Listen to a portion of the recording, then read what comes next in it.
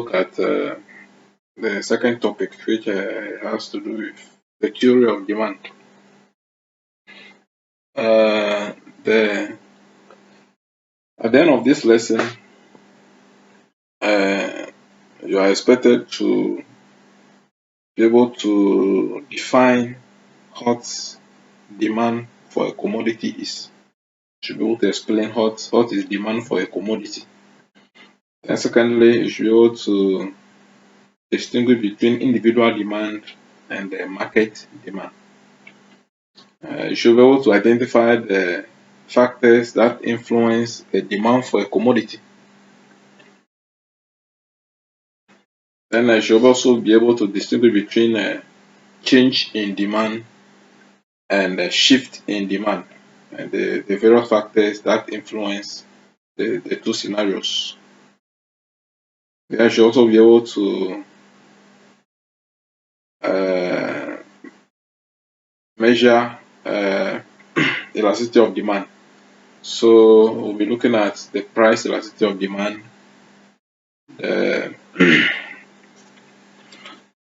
the income elasticity of demand, and cross price elasticity of demand. We should be able to do the simple computations involved in this, and how to interpret the results and their importance to consumers, firms, and governments. To begin the lesson, it's important to link what we have studied so far to what we are about to study. We have learned so far that as human society, we have numerous needs and wants, and we don't have enough resources to satisfy all our needs and wants at the same time. As a result, society has come up with two main approaches as to how we can manage these limited resources, and we look at capitalism and socialism. The world in which we operate in today is predominantly capitalism. So from now on, we are going to see how this capitalist system actually works. Now, in every business transaction, there are two major players: the buyer and the seller, the producer and the consumer. So these are the two people who interact in markets to determine prices of goods, and these prices of goods in turn allocate economic resources. So we are going to look at these two major players and how they behave in the market. So the first part that we are going to look at in this topic is the consumer. When we go to the market to buy goods, we are essentially demanding goods. Every human being who works and earn income has use for his money in order to satisfy his numerous needs and wants. Those are our demands for goods. So we demand goods in order to satisfy needs and wants. So demand theory has to do with one aspect of the market, which has to do with consumers. So we are going to see how consumers behave in the market. Or essentially, we are going to summarize the behavior of consumers using the theory of demand. So what is demand? Demand simply refers to the various quantities of goods and services that consumers are willing and able to purchase at a given price and at a given time, all other things being equal. What we mean by demand here is effective demand. We are looking at a situation where you go to the market and you wish to buy a commodity given the income in your pocket. What quantity will you buy at a given price, assuming all the other factors that influence demand for a commodity are held constant?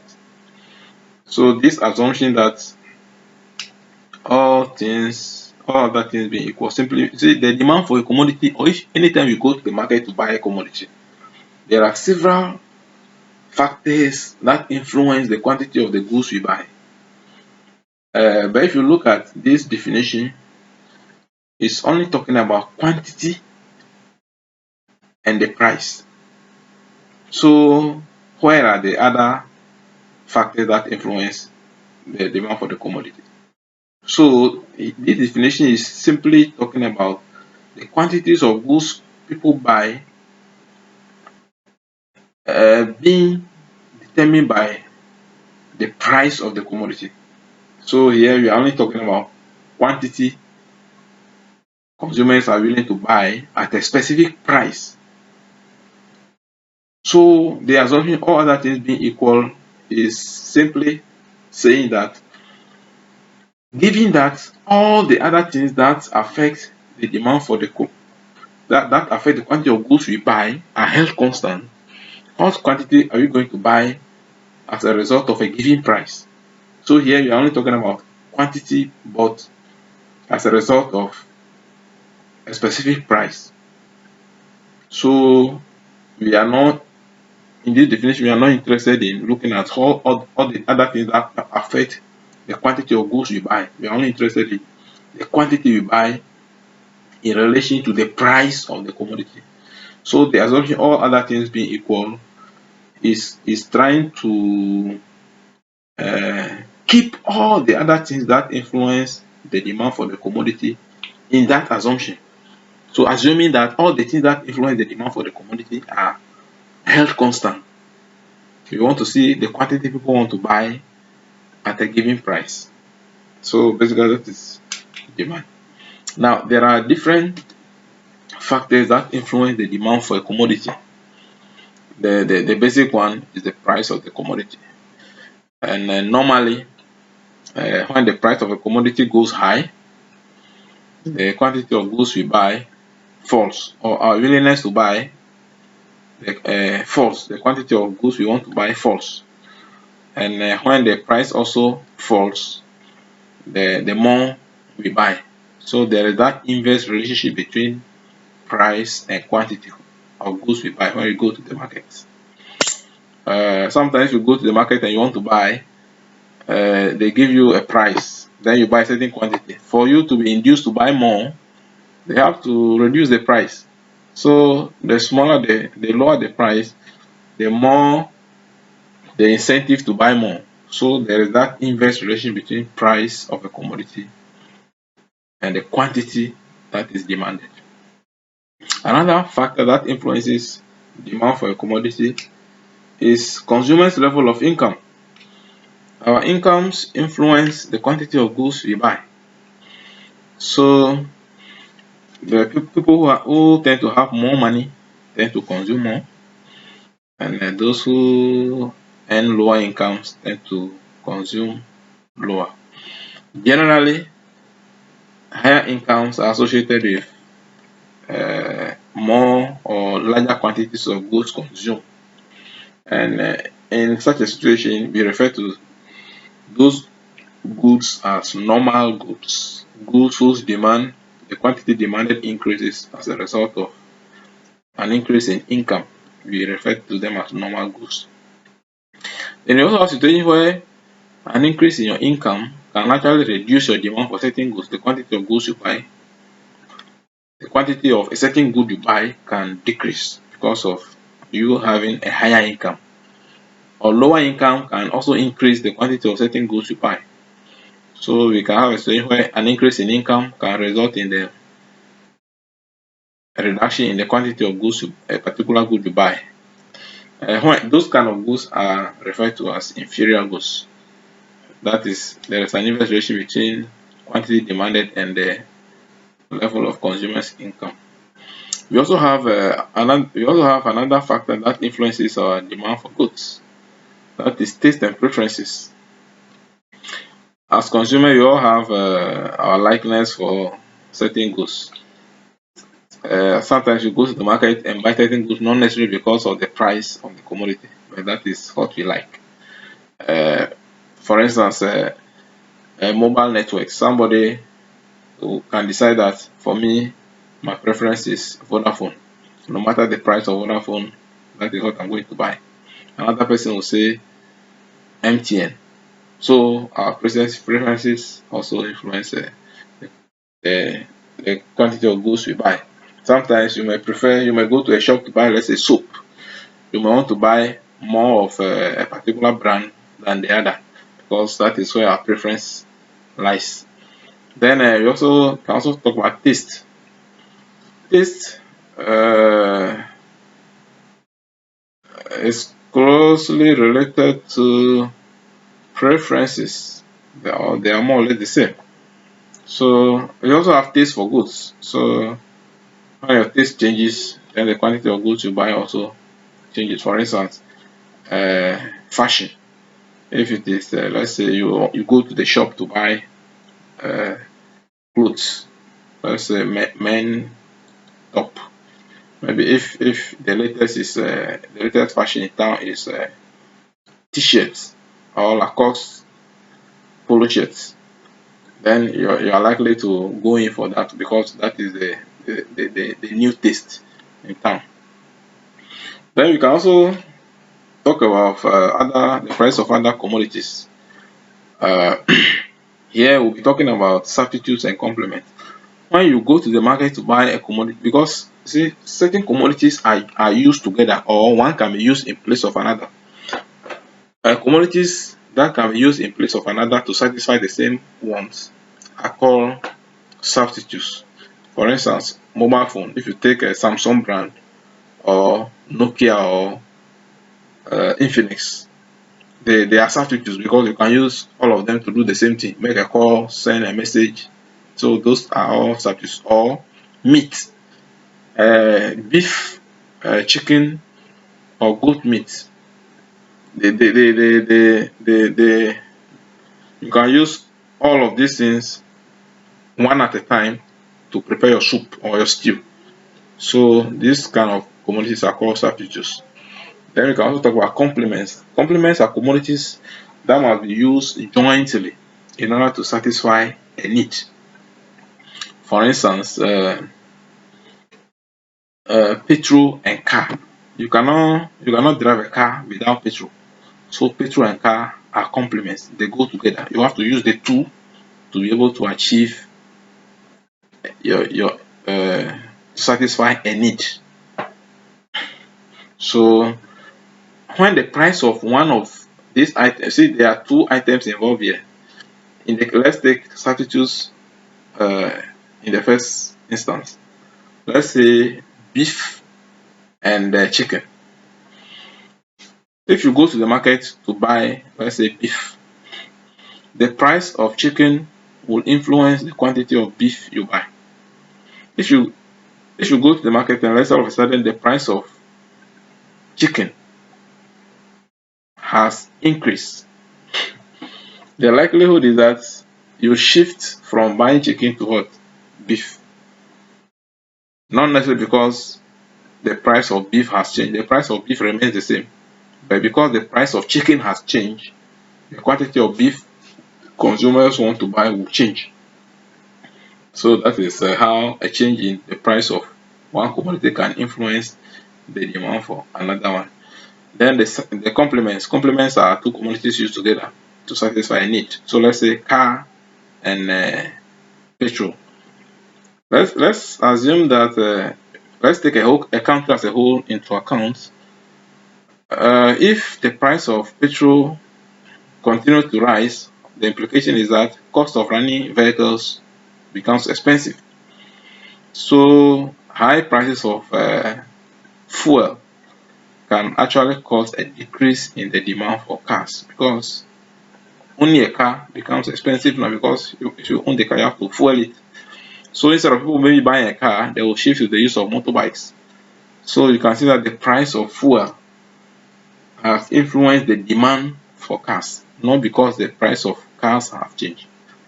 The price of car remains the same, but because there is a change in the or because of the level of price of a commodity that is related to car, the demand for car can be affected. So that is how the price of other commodities can also influence our demand for a particular commodity. Then another one is family size. Generally, we expect larger family sizes to consume more than smaller family sizes. Then we can also talk about government policy. Here we are talking about taxes and subsidies, how they affect prices of goods, and for that matter, the quantity consumers want to buy. Taxes generally, when they are imposed on goods, tend to increase the price of the commodity. And once the price of the commodity goes up, the quantity demanded will fall, and vice versa. So the opposite of tax is subsidy. So the tax is like, let's say a commodity is 10 cedis, and the government imposes 1 cedis tax on the commodity. So what it means is that when you go to the market to buy as a consumer, you are going to pay 11 cedis. So the actual price of the commodity is 10, but because of the tax imposed, the price has gone up to what, 11. So because the price has gone up, demand for the commodity is likely to fall. There is current debate on mobile money taxation. Why? People are afraid that when you tax mobile money, it will make the use of mobile money expensive, and that will reduce the demand for the use of that service. Then we can also talk about subsidy. Subsidy is works like the exact opposite of taxes. So if a commodity costs 10 cedis, the government can decide to subsidize it. Let's say the government will say, I'll pay 2 cedis out of the 10 cedis, so that if you go to buy the commodity as a consumer, instead of paying 10 cedis, you pay 2 cedis. So in that case, you see that the price the final consumer is paying becomes lower, and the lower the price, the higher the quantity demanded. Common subsidies we have in the country is used to be on fertilizer, because fertilizer, when you want to sell it at the market price is high, a lot of farmers cannot buy, and for that matter, food prices or food production will be affected. So in order to encourage more people to buy fertilizer, the government decides to subsidize the price of the fertilizer so that it becomes cheaper. So once it becomes cheaper, farmers can now buy more and use it in their farming activities. Another factor that can influence demand for the commodity is advertisement. All know that adverts can positively influence our behavior towards a particular commodity. If the advert is well placed, it can boost quantity demanded of a certain commodity, not necessarily because the price of the commodity has changed. Then we can also talk about expectation regarding future prices. Generally, when you expect prices in the future to increase, what you do today is to buy a lot. So the mere fact that you expect prices to rise in the future can compel consumers to buy more today, and that will increase demand for goods, not because the price of the commodity has changed. The price remains the same, but because of the expectation that in the near future, the price will go up, people will want to buy more today. Same way, if people expect the price to fall in the future, they will hold on to uh, consuming the commodity today in order to take advantage of lower prices in the future. So in that case, demand for the goods will fall today. Then another factor we can talk about is the weather or the season. If in agriculture, a lot of demand,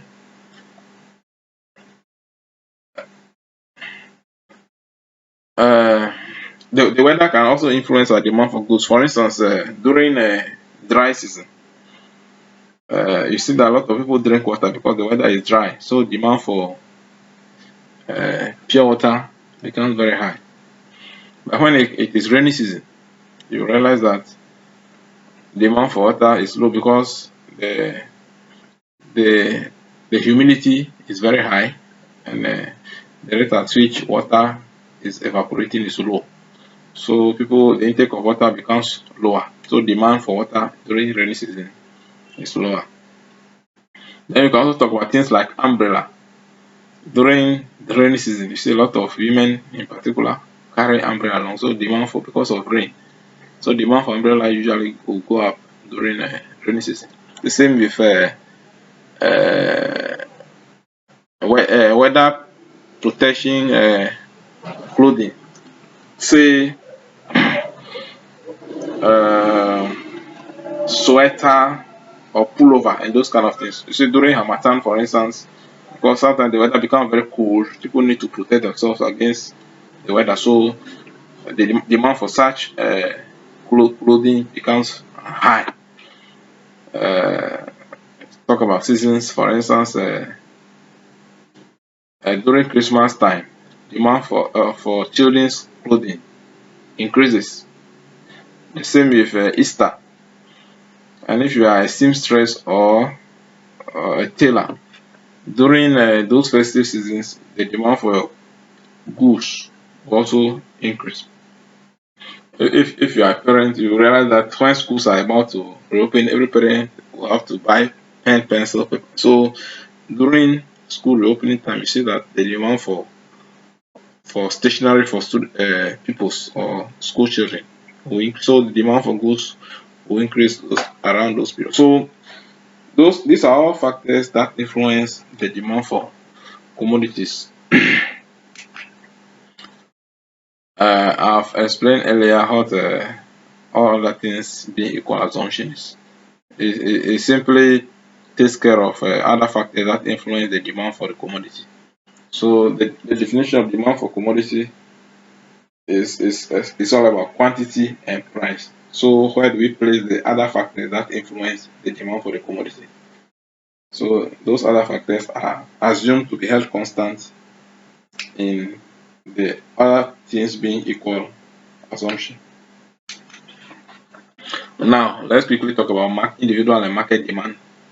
When you go to the market as an individual at a given price, there is a quantity of goods you buy. When the price changes and you go to the market the next time, it will influence how much you buy. The same applies to other individuals. So if at a specific price of a commodity, let's say 2 cedis, we have individual A, B, C, D, E, F, and G who go to the market. They will all buy various quantities of the commodity at this price too. So if you want to calculate the market demand for this commodity at price 2, all that you have to do is to add the individual demands. If you add all the individual demands at a particular price, it will give us the market demand at that price. So we can do it when the price is 3, individual A, B, C, D would respond and buy a certain quantity. If we add all those quantities at price 3, then we'll arrive at the market demand for the product at price 3. The same applies until we get to until the price rises to 12, where individual A will buy 20 units of the commodity, individual B will buy 3, individual F will buy 8, and individual G will buy 6 units. So if you add all the quantities for individual A up to individual G at price 12, will be arriving at the market demand for the products at that price. So this is the difference between market demand and the individual demand. The individual demand has to do with the price and the quantity and individual buys. But the market demand is the relationship between the price and the various quantities individuals buy at that price over the various prices as time changes. So we can plot a graph between price and quantity consumed by each individual.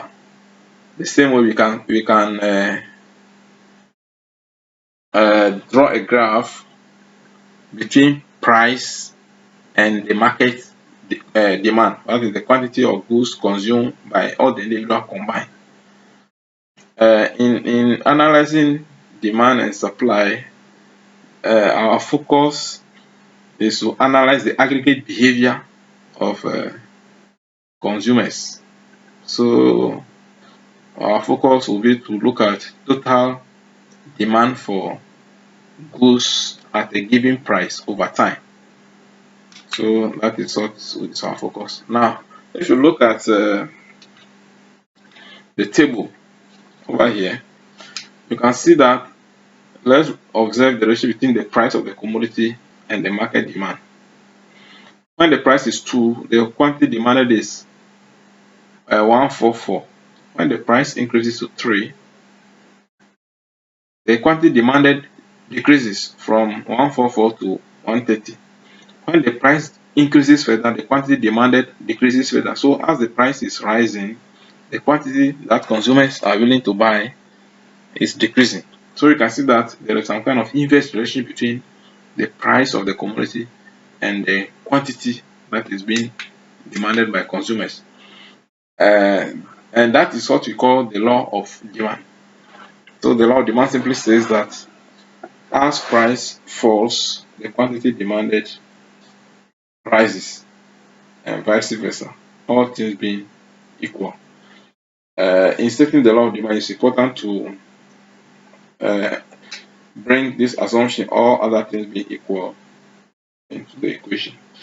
In a more technical way, we can say that the law of demand states that the higher the price, the lower the quantity demanded, and vice versa, assuming all the other factors that influence the demand for the commodity are held constant. So that here we are only seeing the relationship between price and quantity, assuming that all the other factors that influence the demand for the commodity are held constant. So that is another, in some books you see a whole lot of various variants of this law. Some books they'll say an inverse relationship, or the price is inversely proportional to the quantity demanded, all other things being equal. So weird. Now, if you draw a graph, if you draw a graph between price per unit on the y-axis, then quantity demanded on the horizontal axis, you join the points. Let's say when price is 2, market demand is this.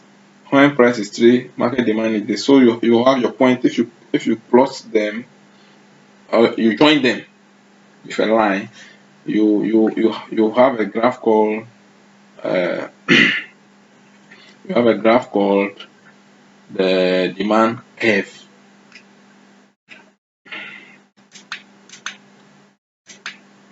So the demand curve is a graphical illustration of the table that we saw over there, which is a graph indicating an inverse relation between price and quantity demanded. It's usually a downward sloping curve from left to right, showing that the lower the price, the higher the quantity demanded, and the vice versa, all other things being equal.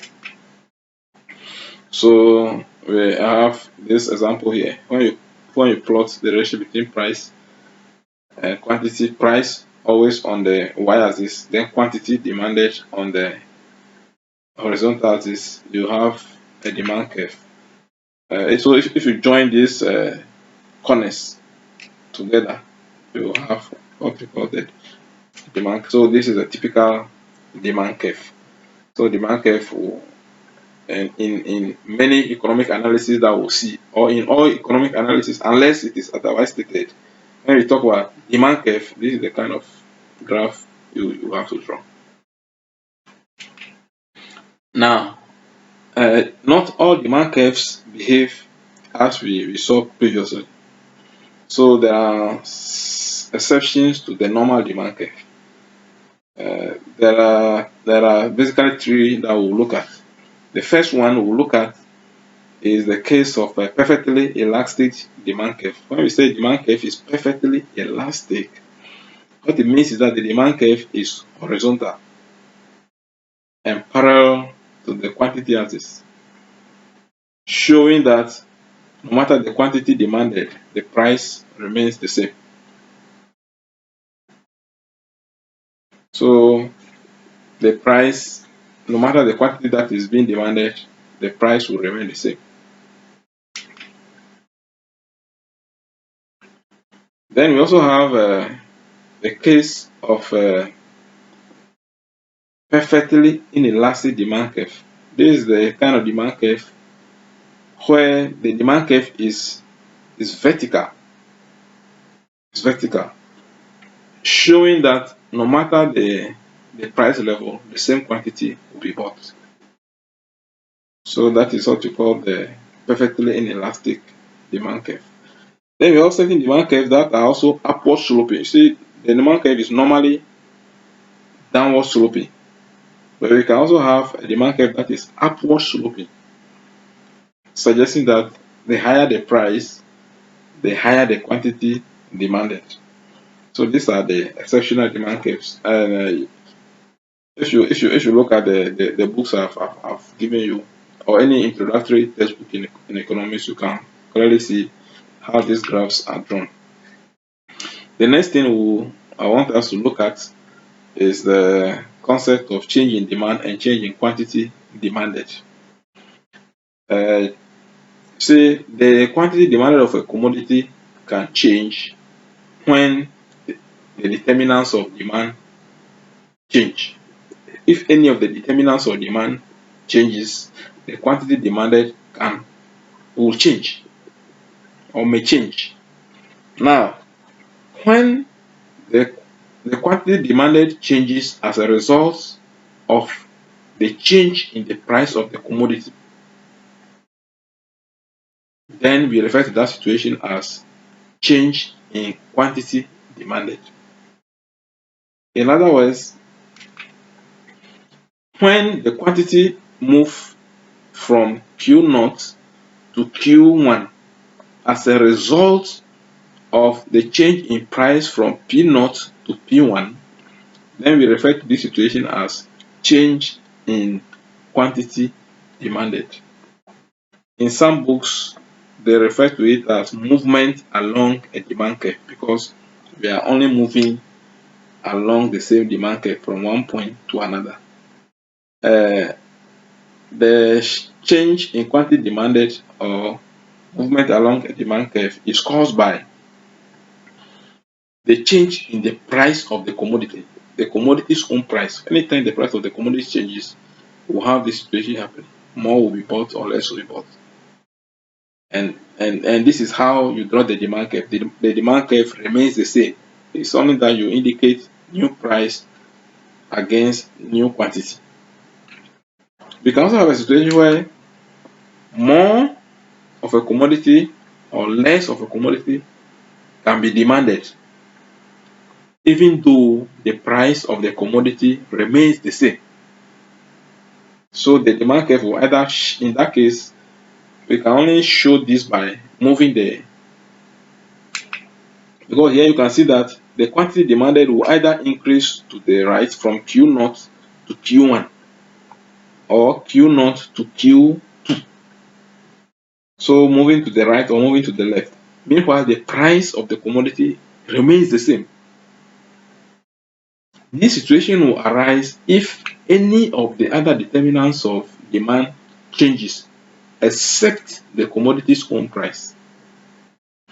If all the other determinants of demand changes except the commodity's own price, the demand curve will either shift to the right or shift to the left. For instance, if you are a student and your parents, with the pocket money your parents give you, you can buy the quantity Q0 at price P0. Let's say your parents have double your pocket money. Now you are in a position to buy more of that good. So your consumption can increase from Q0 to Q2. Even though the price of the commodity doesn't change, the price remains the same. But because your income has changed, you can now buy more of the commodity at the same price. So the only way we can illustrate this situation is to shift the demand curve either to the left or to the right, showing that the price remains the same, but the quantity that is being bought is not the same. And this situation will arise when any of the determinants of demand changes apart from the commodity's own price. I'm emphasizing that the commodity's own price remains the same, but the other determinants of demand changes. And some of the causes of this change in demand, in some books you see shift in demand are change in consumers' income level. If your income level changes as a consumer, you are going to buy more or less of the commodity, depending on how you see it, whether it's a normal good to you or an inferior good to you. The price of the commodity remains the same. Change in price of other related products can influence our demand for a good, even though the price of the commodity remains the same. For instance, if you go to the market and you see a fish becoming cheaper than meat, you prefer to go and buy fish. So, though the price of fish has not changed, your demand for fish will go up. So, the same with taste and preferences. When taste preferences, people shift the quantity of goods they buy over time because of the, the the change in their taste. You can like a particular item over time, you will not like it again. So even though the price of the item has not changed, you can decide to buy it or not to buy it. For instance, pregnant women, at certain times when they become pregnant, they don't like certain items. So what it means is that during the period of their pregnancy, they are not going to buy certain products. So it is not because the price of the commodity has changed, but their taste has changed. The same with expectations, weather, family size, and the rest. I think we'll end the class here on this one and continue in the next session. Thank you.